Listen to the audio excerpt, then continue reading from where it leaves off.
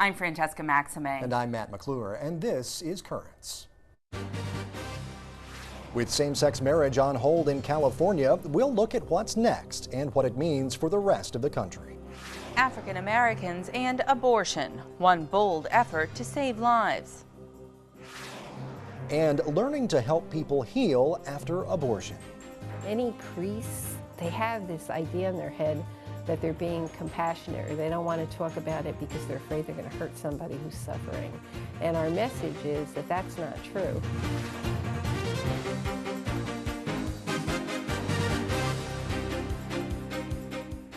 Good evening, and thank you so much for joining us. The latest decision on same-sex marriage in California really has a lot of people talking, really does. In a dramatic turn of events for advocates and opponents of same-sex marriage, the Ninth Circuit Court of Appeals issued an emergency stay of a previous ruling by a federal judge who struck down a California law defining marriage as the union of a man and a woman.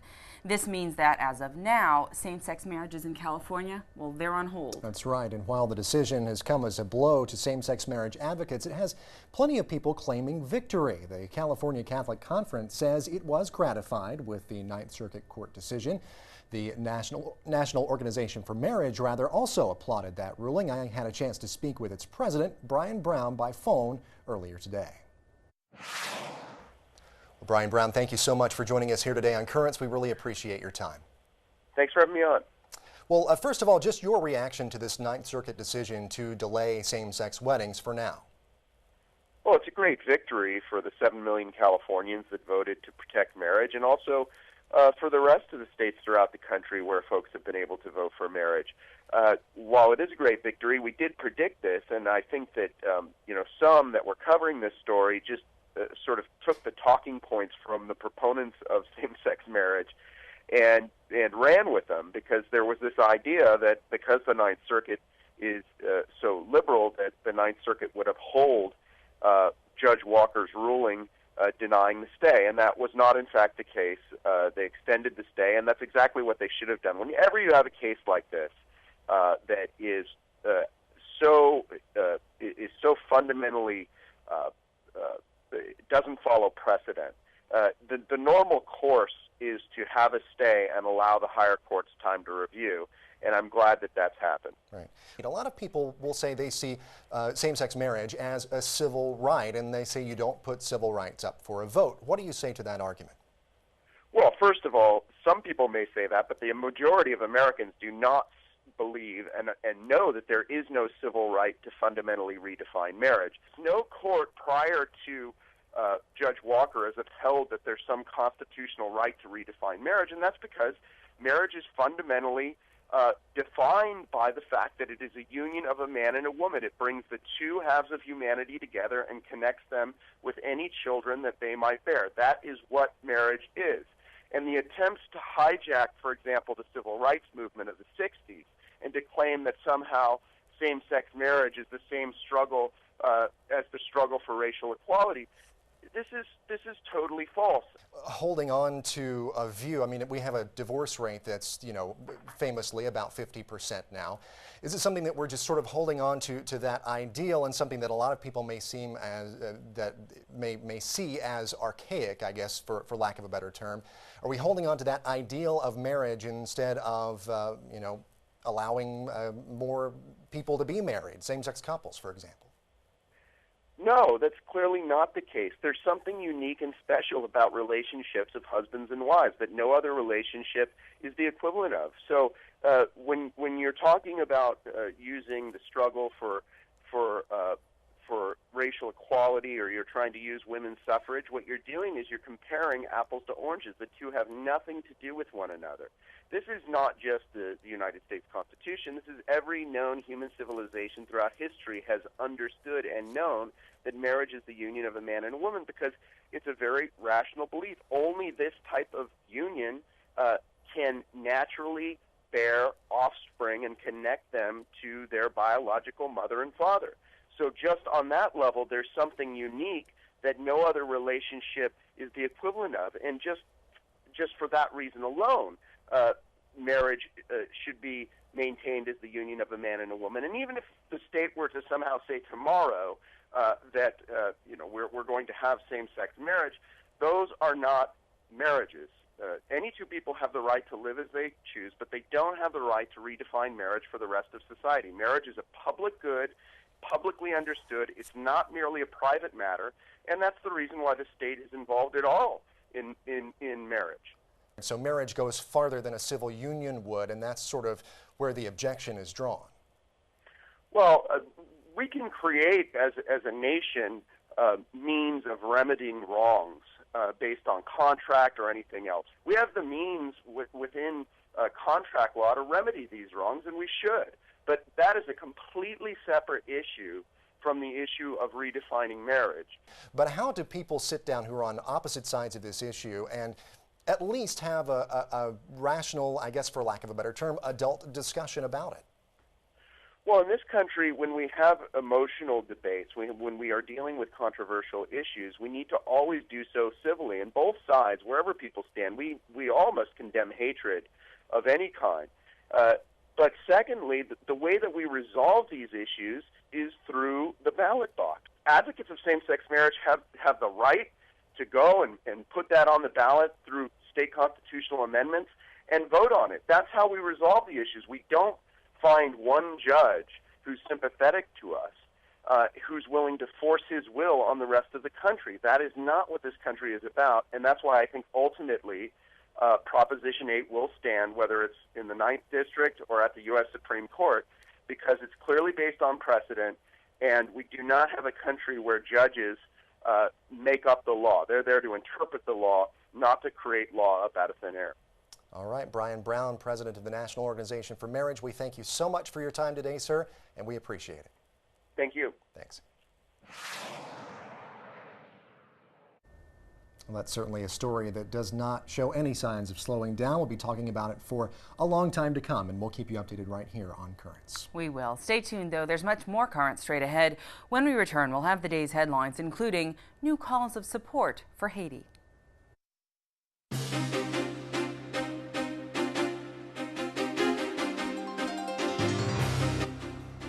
Welcome back to Currents. I'm Francesca Maxime. And I'm Matt McClure. Coming up in just a bit, we know pro-life groups try to stop abortion from happening in the first place, but one group is offering help after an abortion.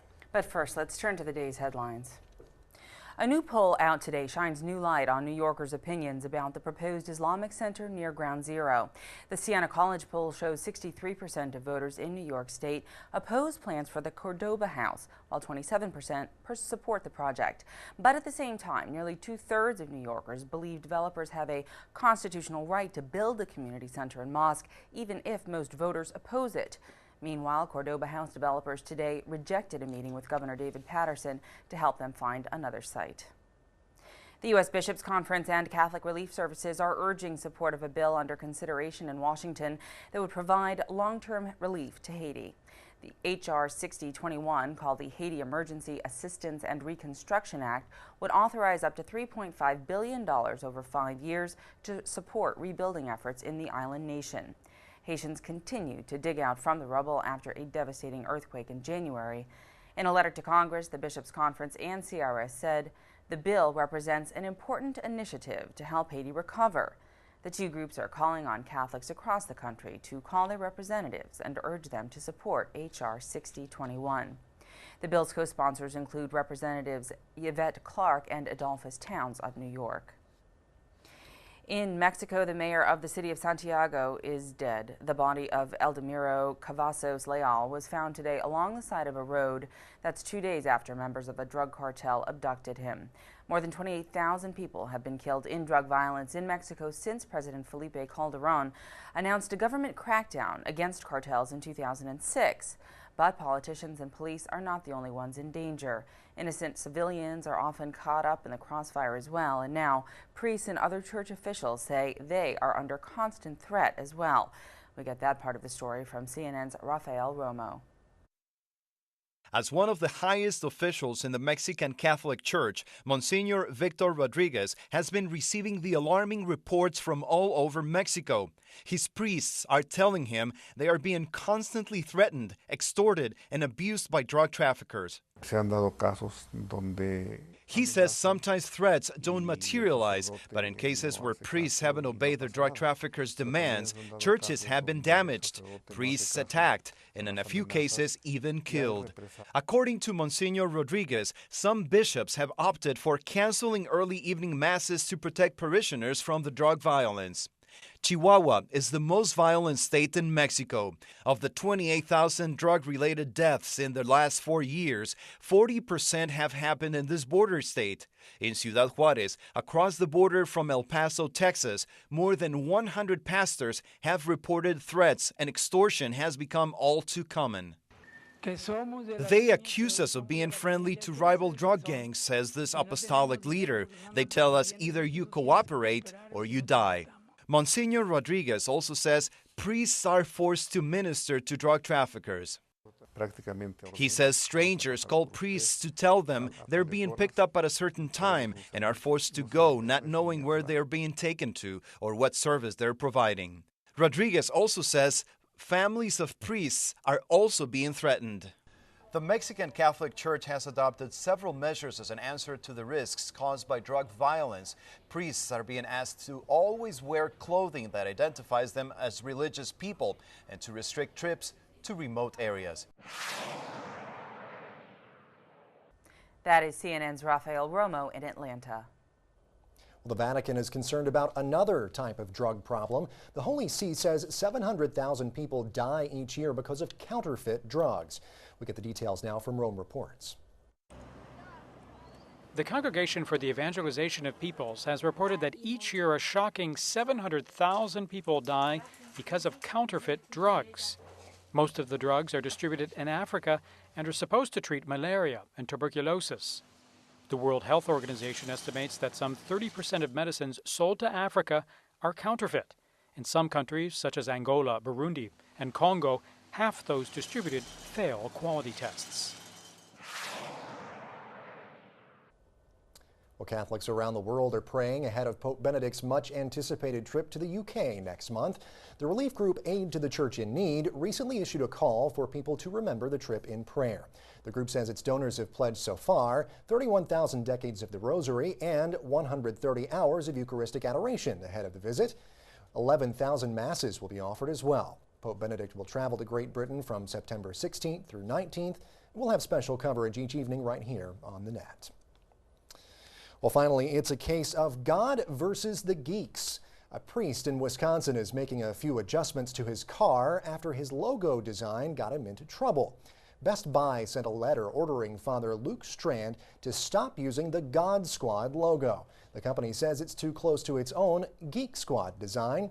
Lindsay Veremis has the story.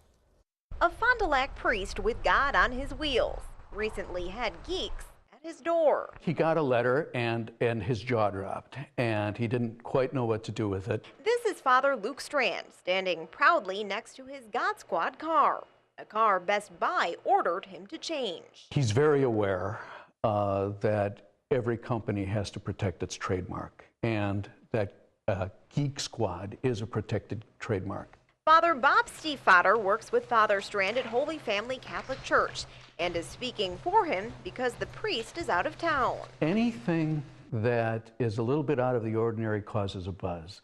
The God Squad causes a real wonderful buzz. Father Stiefvater says the Geek Squad resonated with Strand, who, like the geeks, hits the street to serve, but with the gospel. Oh, I thought it was fantastic. It's something I usually don't see. The parish says Best Buy doesn't seem concerned about the name God Squad, but it does take issue with the logo. We tried to contact the company about that, but our calls were not returned. In a statement to the Journal Sentinel, Best Buy said it was a tough decision to send the cease and desist order, but at the end of the day, it's bad precedent to let some groups violate our trademark while pursuing others. Father Strand is still driving the God Squad, his only car, but has removed the logo. Holy Family says he's hoping to come up with a new design and has plenty in the community offering help. The God Squad will still be there. What's more important is the message of God's out there, and you need to have a relationship with him. A message Holy Family says Father Strand and his wheels have reinforced. It was so clever of him to come up with that, though. I know, but you gotta, there are those trademark laws and copyright laws. Do. Exactly. Stay tuned, there's more currents coming up. Just ahead, one community hit hard by abortion and one man's idea to change that.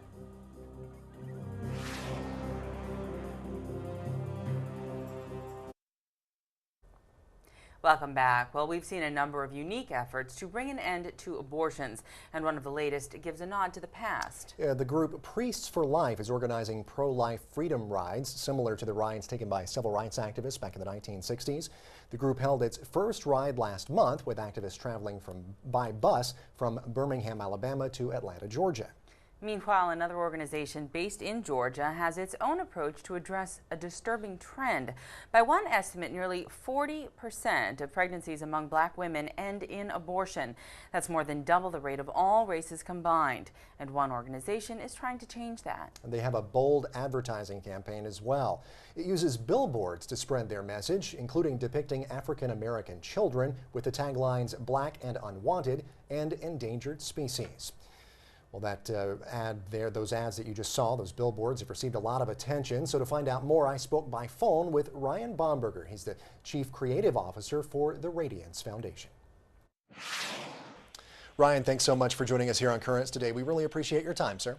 Glad to be here. Well, your foundation, the Radiance Foundation, first of all, tell me a little bit about the background there and what the foundation does. Well, the Radiance Foundation started last spring by my wife and I, Bethany. She's an educator, professional educator, and I'm a creative director. And we just have this heart to be able to illuminate the truth about certain social issues. And it's predicated on my own adoption story. I'm adopted into a family of 15, not exactly your typical American family. And 10 of us were adopted. So it's like the United Nations, where every race mixed up. But the most important thing growing up in that environment is you learn so keenly how character trumps race. And so with the Radiance Foundation, we take that whole mentality and we infuse it in everything that we do, and especially in this abortion awareness campaign, Endangered Species being our first one, and Black and Unwanted. And our whole heart and hope is to be able to expose people to the truth so they see a picture of clarity, so they can make better decisions for their lives. Yeah. And I understand that they're going to be in this newest campaign now, the Black and Unwanted, which you spoke about there. There are going to be about 60 some odd billboards in the Atlanta area. Is that going to be about right? Yes, there are, and actually they're launching this week as well in Little Rock, Arkansas. Okay. There are a number of other states and organizations that are taking this same campaign. Okay. Tell me a little bit about this campaign and also the previous one, the one that you mentioned there, Endangered Species as well, and the message that these particular campaigns try to get across. The message, first and foremost, is that life is precious, no matter the race. But what happens is there's an extreme racial disparity in how abortion impacts different demographics. And so what we're doing is highlighting federal statistics that show how in the black community abortions occur at 3 times or more that of the majority of the population.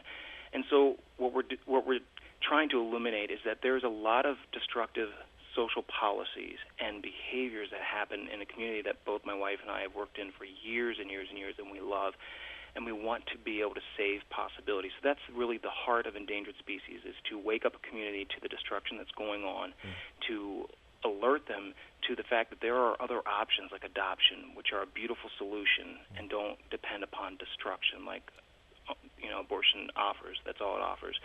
And so Black and Unwanted also highlights the racialization of adoption, and we look at the National Association of Black Social Workers, for instance, and how the decree in 1972 was that black children should never be placed in white homes. So part of that residual is that black children end up languishing in foster care because they don't want to place them transracially, which is a tragedy for the child. Yeah, and you mentioned some statistics there as far as how, much more, I guess, the abortion rate is higher among African Americans than among people of other races in the United States. What are the numbers there? How many more abortions are there, I guess, per capita in the black community as compared to other racial communities? Well, you're looking at every year there are about 600,000 abortions in the black community. 400,000 abortions, whereas the total number of abortions in America is 1.2 million, according to the latest statistics, which are only provided through 2006. And so you can see the disproportionate numbers. What people claim is that there's a higher birth rate, there's a higher pregnancy rate, but what we're saying is because of this culture of promiscuity and birth control, which is pushed upon a population, particularly the black population, seemingly more so than any other demographic, the resultant is the fatherlessness that exists. The resultant is the high abortion rate, or the high birth rates, or the extremely high STD rates. So we're saying that there is a targeting that's going on here. You look at where the clinics are located as well. And so there are a whole lot of statistics, federal statistics, that you can look at, and you see a much clearer picture as to what's going on, and that's what we're trying to highlight. Okay. Well, and where can folks go to learn more information about your group and about these campaigns? Well, the campaign website is toomany-aborted.com. That's T-O-O, manyaborted.com, or you can go to the radiancefoundation.org, find out more about the campaign, get involved, because we believe that the only way to make these changes is to act positively in order to change the status quo, and that's what we firmly believe in. All right. Well, Ryan, thank you so much for your time today. We really appreciate it, and best of luck to you. Thank you very much. Thanks. Appreciate it. Well, Ryan Bomberger there, the Chief Creative Officer of the Radiance Foundation, and definitely something that's very unique in what they're doing. I mean, it's you go for eye-catching, and they definitely went for eye-catching on this, and very provocative, I think, as well. It gets people thinking. Provocative and poignant ads, definitely pointing and targeting to a specific population, trying to really talk about a statistic that a lot of people may not be aware of. You may see it manifest within a given community, but don't really know, to what extent it really exists. And he also said that, another issue is fatherlessness. Also, high STD rates. There's obviously a lot of education that could go on that I'm sure that the Radiance Foundation helps with. So, stay with us. We'll be right back. When we return, speaking openly about abortion and helping people heal. You truly feel like you're living in hell. And to be freed from that hell, you have to let other people know that they don't have to live like that. That's the goal.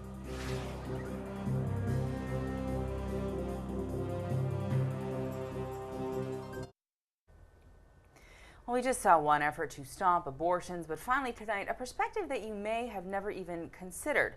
We look at what resources are available for women after an abortion. The Archdiocese of New York and Lumina, a post-abortion program, held a one-day training for those who work with the post-abortive. At St. Joseph's Seminary in Yonkers, everyone from healthcare professionals to NFP, that's natural family planning practitioners, priests and deacons, got a chance to learn about how to help both women and men after an abortion. Many priests, they have this idea in their head that they're being compassionate, or they don't want to talk about it because they're afraid they're going to hurt somebody who's suffering. And our message is that that's not true. They take it out on God and they talk about, The message is really to encourage the priests, the deacons, and those involved in ministry to be, on one side, courageous to speak about an issue that has affected millions and millions of people, and presumably many, many parishioners. The problem, obviously, with abortion is that people deny the impact of abortion. And especially years ago, there was just such silence surrounding abortion. Initially, the word abortion is not necessarily going to be mentioned. That's not going to be part of the presenting problem. And often the difficulties that they have in their marriages, in raising their children, and relating to other people, even in the workplace, are related to these deeper traumas that come from having participated in abortion in some way. And we have to be much more attentive to that. Countless women go for help because of an abortion, and they're told that that's not what's bothering them. The most cruel thing there is to lie to these people, because they know in their heart that the reality of what that was. And so to say it was okay is just horrific. And certainly society does that. So there's a misconception out there that most women are okay with their abortions, and that's just not true. Very often people who have had an abortion have been lied to, cajoled, tricked. They are just as much victims as the baby in the sense that they have been betrayed. Woman's experiencing that in her body, so there's often an acute experience of trauma. However, because the man is not present for the procedure, or he's in the waiting room, that does not mean that he's not impacted by that abortion experience. It's surprising how men suffer. They suffer differently. Sometimes they suffer because they're the ones that were responsible, and they suffer that guilt. Or they're the ones that could have stopped it. Everything in our culture is going to tell them they shouldn't have any feelings about it. If anything, they should just feel relief, and they should certainly not have any say in the decision to abort. Our clergy are really representatives, obviously, of God to us. They're often on the front lines in reaching out. And by them reaching out and talking about God's love and God's mercy and inviting people back into the church, they can mend that relationship that post-abortive people had that has, you know, severed their relationship with God. I think it's something we really need to take a deeper and deeper look at. We have to really have a open, loving, caring hearts. And that's what the church wants to project, the merciful love and the heart of Christ. That has to be center in what we present to those who come to us for help. The Lord said, the truth shall make you free. And I think it's essential that we speak about the reality of abortion, the truth of it, the pain that it causes, the implications of an abortion, but also to speak just as much about God's mercy and forgiveness. I was interviewed for something else last year, and the woman said something to me like, oh, did you feel guilty because of your Catholic faith? And no, I didn't feel guilty because of my Catholic faith. I felt guilty because I saw my dead son lying in the bed next to me. I felt guilty because I participated in the death of my child. And quite the opposite of my Catholic faith instilling guilt in me, my Catholic faith is the thing that brought me to forgiveness and mercy and healing. As Catholics, we can pray for those who have died. In fact, we can even ask those who have died to pray for us. There's a joy to that as Catholics, to know that someday I will hold my son or my daughter again. I often say, if you want to know what hell is like, ask somebody who's suffering because of an abortion, because you truly feel like you're living in hell. And to be freed from that hell by the mercy of God and to actually reach healing. And there's just like, you have to let other people know that they don't have to live like that. That's the goal.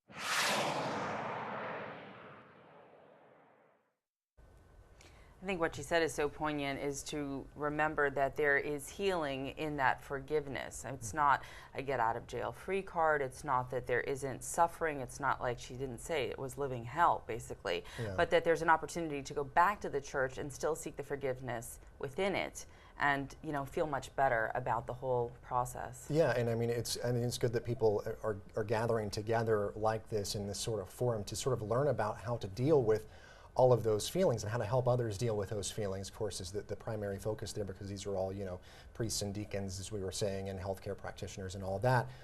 So, I mean, it's very important to know how to deal with those feelings, because they are there and they're very complicated, and, you know, it takes that kind of training to help deal with that. So it's a good thing. It's not an easy thing to go through, I'm sure. Not at all. But yeah, there's that training that's available. So that's it for tonight. Now, coming up tomorrow, he's thrown down with Bobby Flay, and now this priest sits down with us to actually talk about some cooking and to talk about some grace as well.